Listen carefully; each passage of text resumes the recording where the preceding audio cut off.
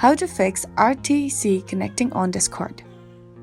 Let's jump right into the steps. First, you want to go ahead and open any of the browser on your PC. I'm using Google Chrome here. Go to the search bar and search for discordstatus.com. Go ahead and tap on the very first link. And here you'll be able to see all the errors that is happening on Discord. If you see any error, you have to wait for some time for Discord to solve it by its own. Next, what you want to do is you want to open your Discord app and then you want to tap on User Settings. As you do that, you want to go ahead and tap on Voice and Video. Now you have to check if the input device is default and output device is also default. After that, what you want to do is you want to go ahead and scroll down to the very bottom of the screen. Now go ahead and tap on Reset Voice Settings.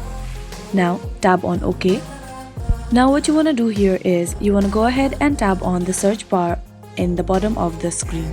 Go ahead and type Task Manager and tap on this link right here. Here you'll be able to see all the apps that has been in use.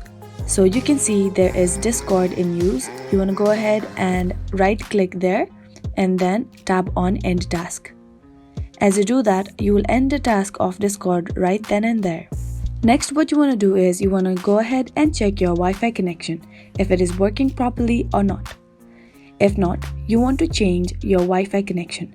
Next, you want to go to the search bar again and type command, that is CMD. And type the command that I'm writing on the screen right now. You can pause it or slow down the video. After writing the command, as it is on the screen, you want to tap Enter. And that is how you can fix RTC connection on Discord. I really hope this video helped you out. Thank you so much for watching till the very end.